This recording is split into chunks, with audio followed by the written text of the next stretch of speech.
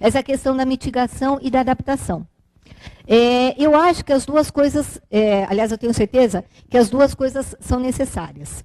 Só que, até algum tempo, a mitigação, praticamente só se falava em mitigação, tá? E as ações eram de mitigação. Infelizmente, do meu ponto de vista, eu acho que a gente passou para um outro momento em que a gente precisa de adaptação. Isso é muito ruim.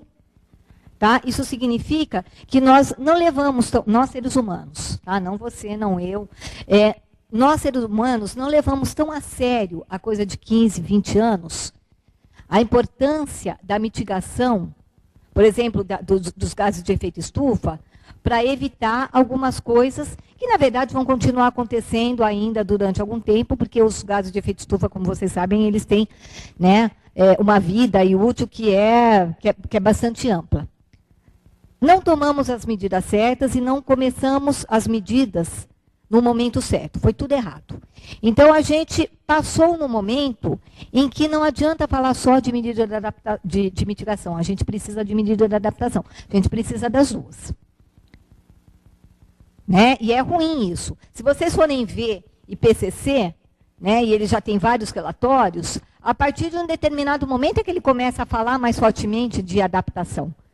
Né? Nos primeiros não falava muito de adaptação. A gente imaginava, a gente esperava, né, que algumas medidas de mitigação, que são de várias ordens, né, só gases de efeito estufa não, que talvez isso pudesse, né, reverter, ou pelo menos desacelerar determinadas coisas. A gente está precisando falar de medidas de adaptação, significa que a gente ultrapassou um momento aí de conforto, digamos assim. Estamos num momento de muito desconforto. Mesmo para quem não acredita em mudança climática, não. Aliás, eu acredito, mas também não acho que tudo que acontece é mudança climática. Tá? Aquela seca que teve ano passado, só vai ser sinal de mudança climática se uma coisa que já aconteceu em 1944, aconteceu em 1963, aconteceu em 2001 e agora aconteceu também, né, em 2014 e 2015. Quer dizer, faz parte do ritmo climático eventos extremos, que eles acontecem com uma certa frequência, mas menos frequentes do que aqueles eventos mais comuns. Se começar a ser mais frequente do que vem sendo, né, nos últimos anos, pelo menos desde que a gente tem medição, aí é um indicativo, né, de que isso pode ser um sinal de mudança climática. Agora, a seca faz parte, né, do ritmo climático de qualquer local. Então, eu acredito em mudança climática, mas também não acho que qualquer coisa é mudança climática. Tá? Como foi falado, né, peguei esse exemplo porque foi um exemplo, né, que foi bastante divulgado como sendo de mudança climática, e eu não posso dizer nem que sim, nem que não. Com um evento eu não falo nada. Né? Aí eu tenho 33 anos de climatologia nas costas. Tá? Mas assim, mesmo quem não acredita em mudança climática, não tem problema, não precisa acreditar não. Tá? Mas tem que acreditar no que as imagens da TV mostraram. Se não acredita, vai lá para ver. Esse ano foram 2. Em abril, em agosto. Agosto pior. Então, essas coisas estão acontecendo com mais frequência. Tá? Se é mudança climática, se é fúria divina, né? Não interessa. Mas que está acontecendo, está. Tá? Então, as duas coisas são importantes. Certinho. Então, a gente tem mais pergunta aqui, mas para não se alongar muito, a gente vai fazer a última. Foram as 3 que tiveram mais receptividade.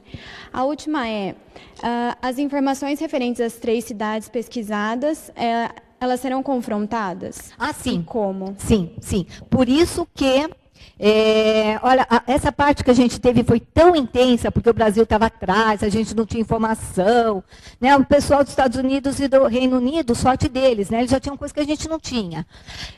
Então, a gente... Ah, sim, vamos confrontar sim, isso faz parte do protocolo. Tá?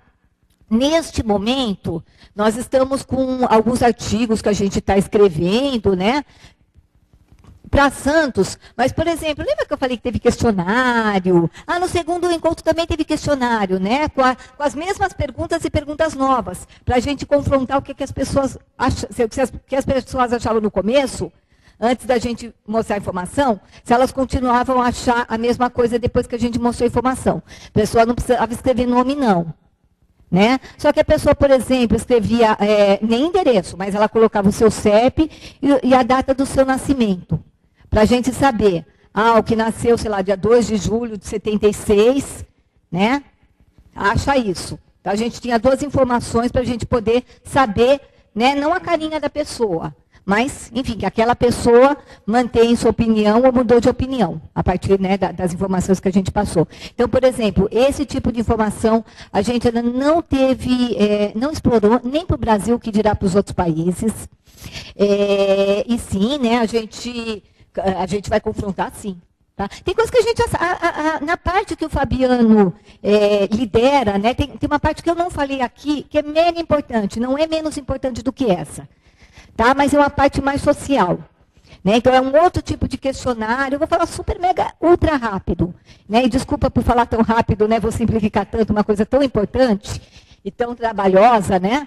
Mas o que é uma cidade? Ela é feita dos cidadãos, do poder público, das empresas, das ONGs, né? Do setor público, privado, enfim. Então, o Fabiano, para o Brasil, né? E outras pessoas para os outros países, tem um questionário padrão, foi feito pelo pessoal da Inglaterra, que se chama ACI, que vem de Índice... Adaptive Capacity Index, índice de capacidade adaptativa, com uma série de questões que as pessoas comparam em 3 momentos, no nosso caso foi 2005, 2010, 2015. Então, aquela pergunta as pessoas veem se melhorou ou não, né, a performance do município em relação àquilo que está sendo perguntado. Então, o Fabiano entrevistou 24 pessoas no município de Santos, pessoas do poder público, do setor privado. Só vou dar um exemplo, vocês são engenheiros, né, ou estão estudando engenharia civil. Por exemplo, ele conseguiu entrevistar, não foi mais importante, mas ele conseguiu entrevistar o doutor, sei lá, doutora sou eu, né? Mas enfim, o Armínio Mendes. O Armínio Mendes, que é dono de Santos, ponto. Tá? Quem conhece um pouquinho de Santos, sabe que tem grupo Mendes, tem Shopping Mendes, tem não sei o que Mendes, tem Feira Mendes, tudo Mendes. O Fabiano conseguiu entrevistar o próprio Mendes, que veio, né? Desculpe a brincadeira, com uma mão na frente e outra atrás, de Portugal, aí Jesus, né? Enfim, construiu um tremendo império, não aqui em Campinas, mas lá em Santos, para saber o que ele... Se, por exemplo, o Grupo Mendes está interessado em adaptação. Aí ele entrevistou várias ONGs. Aí ele entrevistou, por exemplo, secretário da Saúde, do Meio Ambiente, de Obras, porque esses setores do município têm que estar preparados. Entrevistou OAB. Tá? Então, assim, foram IBAMA, né? Enfim, teve várias instituições. Por quê? Porque o município é isso, são cidadãos, que a gente teve aí nesses 2 workshops, mas são as empresas, né? As ONGs, né? E o setor público que está lá, atuando. Será que eles estão pensando nisso? Será que no planejamento, nos planos, né, da Secretaria de Saúde, por exemplo, se começa a chover muito, é um monte de doença associada? Né? Então, também teve essa parte, né? Só para vocês saberem, que eu não falei aqui, mas é uma parte importantíssima do projeto, é mesmo. Obrigada. Eu agradeço. E desculpa aí ter falado, mas acho que vocês entenderam o entusiasmo, né? Então, peço desculpa pelo entusiasmo, mas é que o projeto é bacana. Obrigada.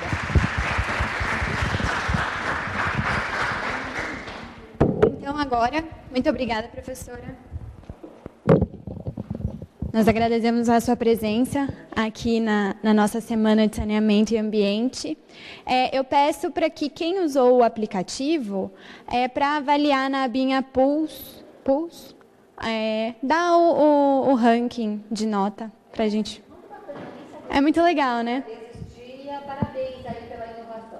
Obrigada, professora. E agora a gente tem um tempinho para tomar um café, uma água, uma bolachinha, conversar mais com a professora, com os alunos dela. Então, muito obrigada. Obrigada pela presença de todos.